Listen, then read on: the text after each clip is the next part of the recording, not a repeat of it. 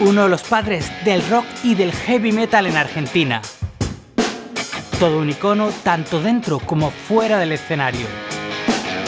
Sin duda alguna, un auténtico rockero. Hoy, en Guitarra Viva, hablamos de Papo Napolitano. Integrante de bandas míticas como Los Abuelos de la Nada, Los Gatos o, por supuesto, Pappo's Blues, que revolucionó por completo la música de su país, enfrentándose a las limitaciones de la dictadura y dejando un legado incalculable.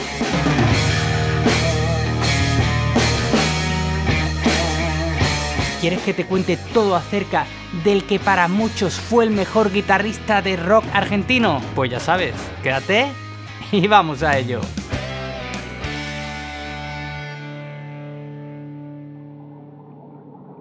Capítulo 1. Una guitarra prestada.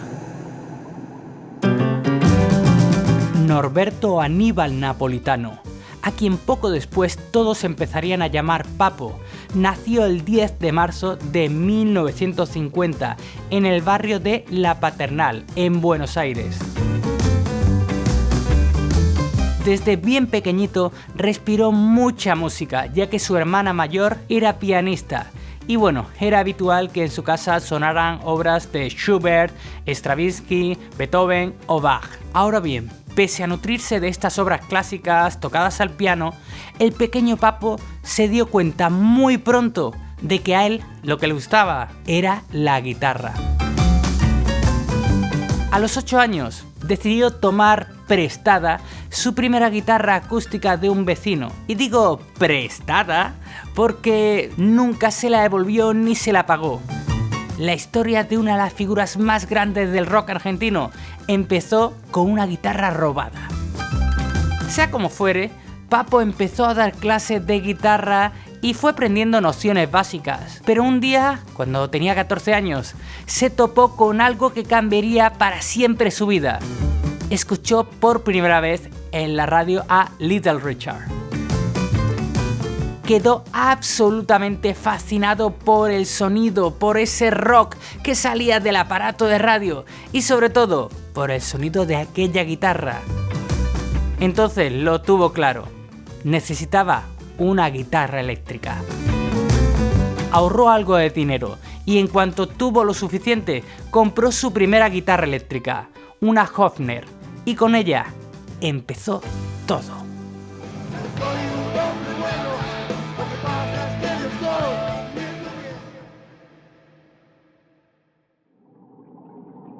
Capítulo 2.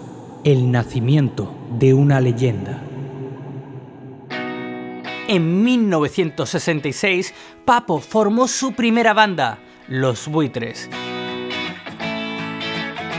Acompañado por su primo Miguel Laise y sus amigos Tito Milanesa y Beto, este grupo, en el que Papo evidentemente destacaba mucho, empezó a hacerse un nombre por Buenos Aires. De esa manera, en 1967, Miguel Abuelo, que acababa de fundar Los Abuelos de la Nada, lo llamó para participar en el primer sencillo de este supergrupo.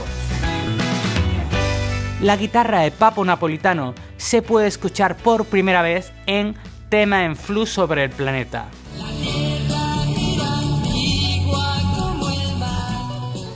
Sin embargo, a los pocos meses, Miguel Abuelo se marchó a España tras tener algunas diferencias con la CBS y con el propio Papo. Y pese a los intentos de este último por continuar con el grupo, inclinándolo más hacia el blues, pues nada, no funcionó y tuvo que acabar disolviéndolo. Fue entonces cuando decidió reclutar a Tito Milanesa y a algunos amigos más para formar Engranaje. Un proyecto en el que Papo pasaría apenas unos meses, pues recibió la llamada de Carlos Viso, quien lo invitó a formar parte de Conexión 5, uno de los grupos de rock argentino de más renombre del momento. Evidentemente, Papo aceptó y en el verano de 1969 fue con ellos a tocar a Mar del Plata. Qué lindo que es estar en Mar del Plata, en Alpargata. Curiosamente, allí iba a actuar también Manal, otra banda fundamental de la historia del rock argentino. Tras la presentación de Conexión número 5, Manal invitó a Papo a formar parte del grupo toda la temporada. Como es lógico, volvió a aceptar. Pero su estancia en Manal, donde tocó la guitarra y piano, fue también bastante corta y tan solo quedó como registro su fugaz participación en la banda sonora de la película Tiro de Gracia. Vengan a verme, estoy en el infierno. Y es que una noche Papo subió a tocar al mítico bar La Cueva, la cuna del rock argentino, donde se encontraba entre el público casualmente Lito Nebbia, integrante de Los Gatos, el que es considerado por muchos como el primer grupo de rock argentino.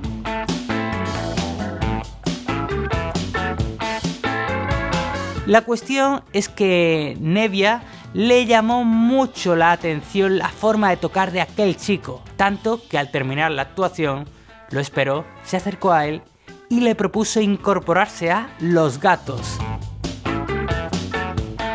Papo tampoco pensó esto dos veces y dijo que sí a la propuesta. Entabló una muy buena amistad con Nebbia, pero lo mejor llegó cuando, tras un viaje a Estados Unidos para comprar el equipo, el bajista de la banda, Alfredo Todd, le regaló a Papo nada más y nada menos que una Les Paul. Esto fue idea de Nebbia, que habló con Ciro Fogliata, el teclista, y le comentó que Papo era muy bueno, pero que necesitaba una guitarra mejor, una guitarra que estuviera a su altura. Y de ahí el regalo, casi nada. Acompañado por Nebbia, Ciro, Alfredo y el batería Óscar Moro, Papo Napolitano empezó su andadura en Los Gatos. Estando allí, grabó entre 1969 y 1970 todas las guitarras de los álbumes Beat número 1 y Rock de la Mujer Perdida, aplicando por supuesto su toque personal con un sonido mucho más pesado. Al mismo tiempo, aprovechaba sus descansos con Los Gatos para ir a los bares de Mar de Plata, donde tocaba versiones de Jimi Hendrix o Eric Clapton. Fue en una de esas actuaciones cuando el productor Jorge Álvarez, que había conocido a Papo durante su paso por Los Abuelos de la Nada, trató de convencer al guitarrista para emprender una carrera en solitario.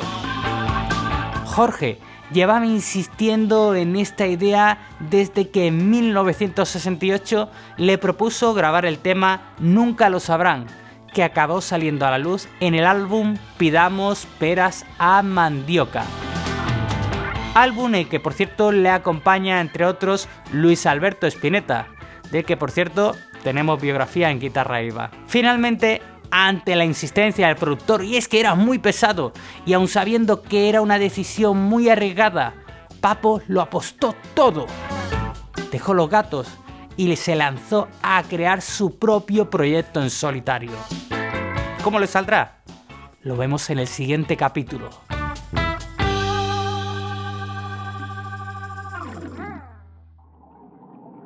Capítulo 3. El camino hacia la libertad.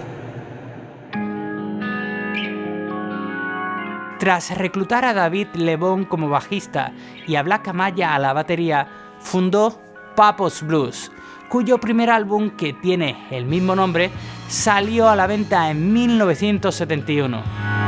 A este primer trabajo le siguieron 5 más, entre los cuales destacan temas como Sucio y Desprolijo o álbumes enteros como Volumen 5 Triángulo, el más experimental.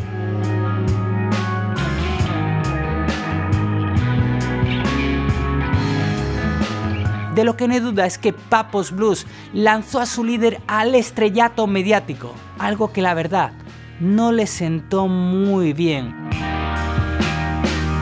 Empezó a sentirse muy acosado por la prensa.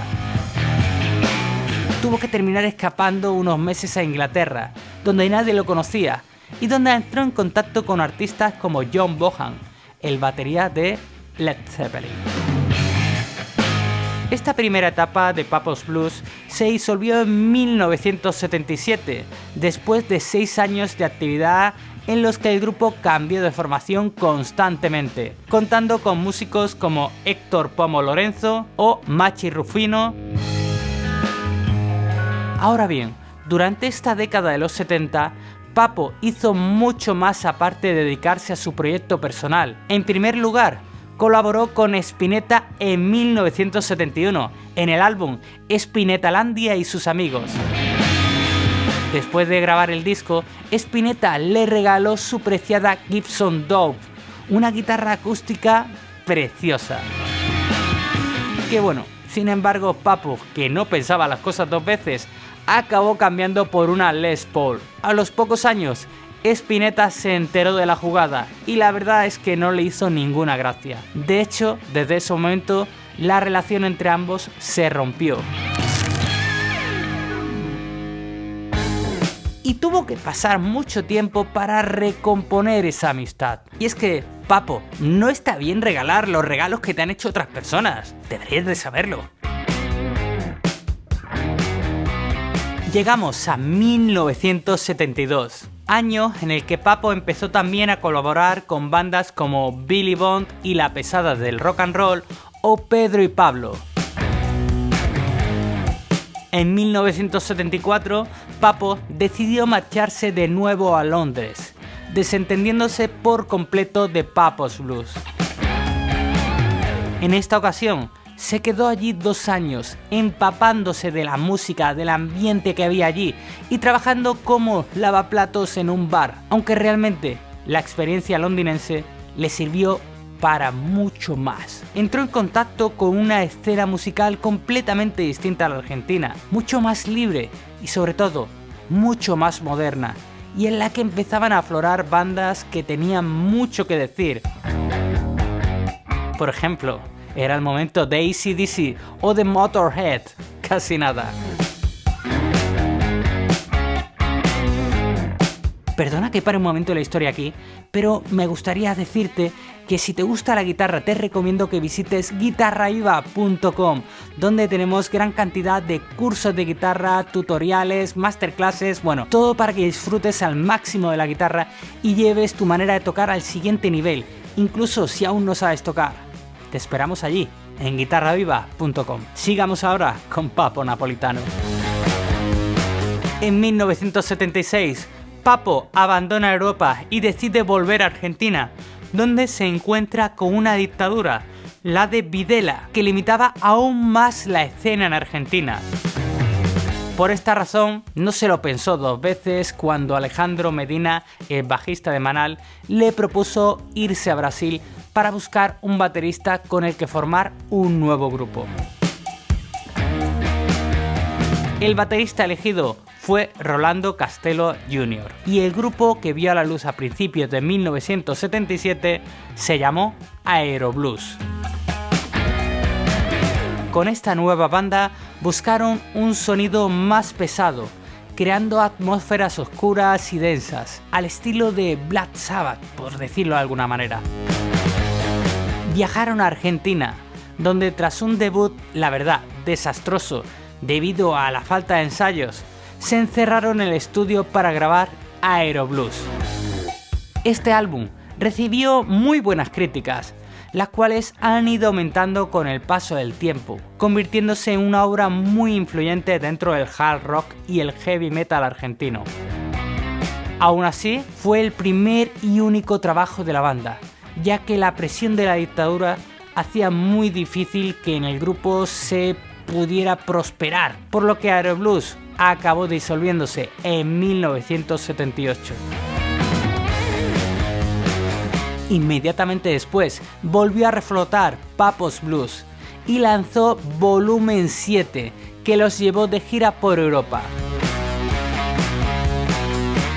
A pesar de todas las limitaciones de la dictadura, de todos los problemas que había ido encontrando a lo largo de su carrera e incluso a pesar de su autocrítica, Papo era reconocido como uno de los mejores guitarristas de Argentina. Su música y su guitarra eran sus armas, las únicas que le indicaban el camino a la libertad. Estaba bajo las vías del ferrocarril. Capítulo 4. El hombre de los 1000 proyectos. Pero Papo dijo basta, y es que no aguantaba más que la dictadura limitase el tipo de música que podía hacer o no. Aún más tras su gira por Europa, en la que había vuelto a empaparse del punk, del hard rock y del heavy metal. Así que en noviembre de 1980, en la Sala 1 de Buenos Aires, realizó el show Adiós Papo's Blues, bienvenido Riff. El concierto empezó con la formación de Papo's Blues de aquel momento, con Vitico en el bajo y Michel Peyronel en la batería, y por supuesto, Papo en la guitarra y voz. Tras unas cuantas canciones, el líder hizo subir a Bob Serafín a la guitarra rítmica y a Juan García Jaimes a suplir a Papo a la voz.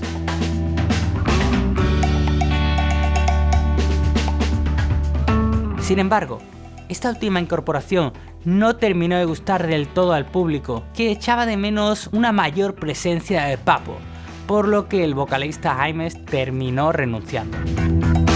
Quedó consolidado un nuevo grupo que llevaría el nombre de Riff y con el que Papo dejaba a un lado el blues para adentrarse en las profundidades del heavy metal.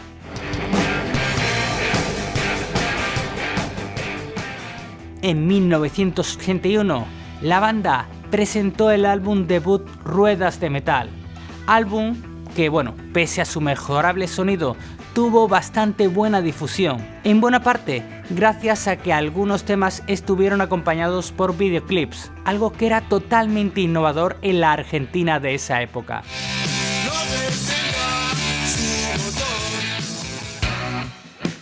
Este primer éxito les llevó a realizar en ese mismo año un segundo álbum titulado Macadam 3, 2, 1, 0.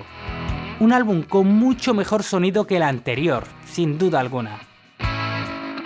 En 1982, tras el lanzamiento de Contenidos, Riff participó en el Festival de Buenos Aires Rock. Y unos meses más tarde, en 1983, estuvo también en el festival La Falda, donde ofreció uno de los mejores conciertos de la historia del rock.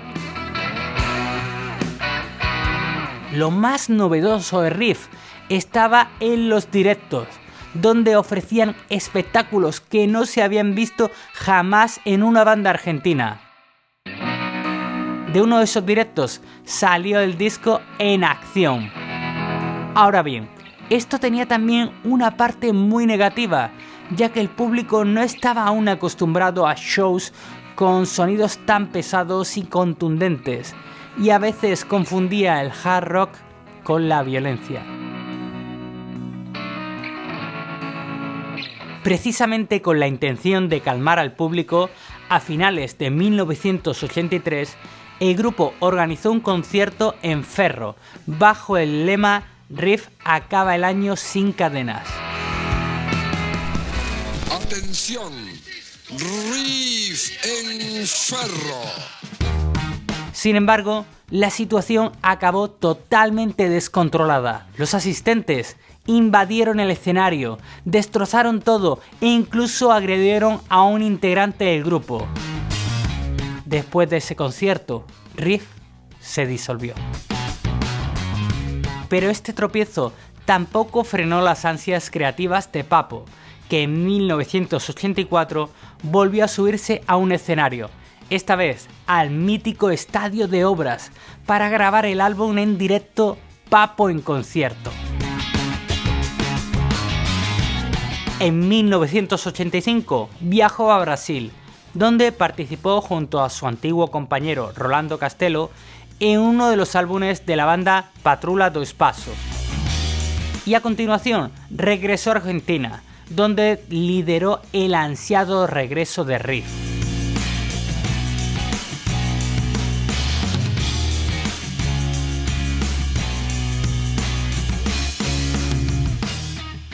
Juntos grabaron el álbum Riff 7, un álbum que estuvo seguido de una gira de la cual surgió el directo Riff and Roll.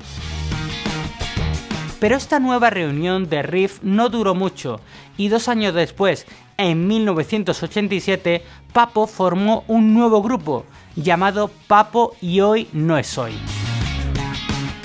con el que tan solo dejó como legado unos videoclips y un álbum de estudio, Plan Diabólico.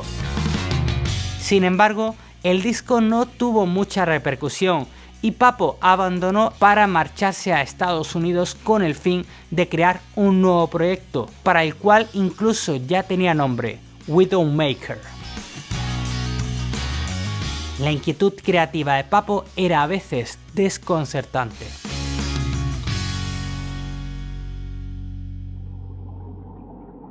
Capítulo 5.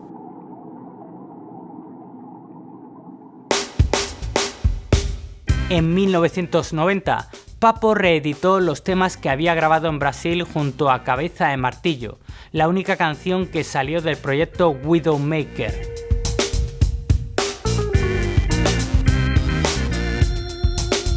Produjo su disco como solista titulado El Riff. Ese trabajo estuvo seguido de blues local, que incluía canciones como Mi Vieja. Nadie se atreva a tocar a mi vieja. Esto dio inicio a unos años que se podrían resumir como un sinfín de reencuentros, tanto con Riff como con Papo's Blues. Con Riff lanzó 2 trabajos de estudio.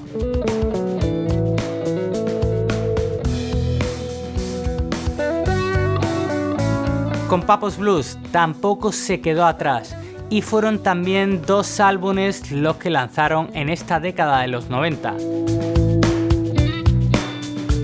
La inmensa carrera de Papo lo consagraba como una auténtica estrella y esto le permitió, entre otras muchas cosas, tocar junto al auténtico rey del blues, nada más y nada menos que al gran B.B. King, con quien en 1993 compartió una gira entera sobre el escenario.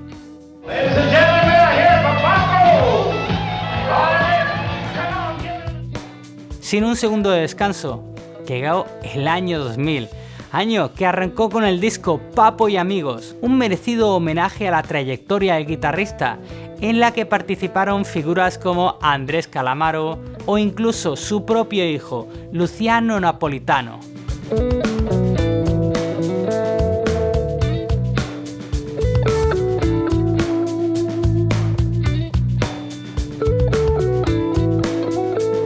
En octubre de 2003 lanzó su tercer disco como solista, Buscando un Amor, un álbum que sería el último, no solo de su carrera, sino de su vida. En la madrugada del 25 de febrero de 2005, Papo regresaba de cenar junto a su hijo Luciano. Papo iba en su mítica Harley Davidson y su hijo lo acompañaba detrás en otra moto. Pero entonces, un ligerísimo descuido hizo que ambas motos se rozaran. Eso hizo que Papo perdiera el control de su motocicleta.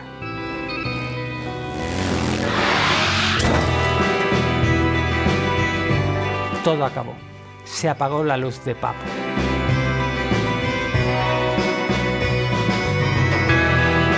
La primera guitarra del rock argentino dejó de sonar, dejando en shock a miles de fans que tuvieron que despedir antes de tiempo a Papo, quien aún tenía mucha música que dar.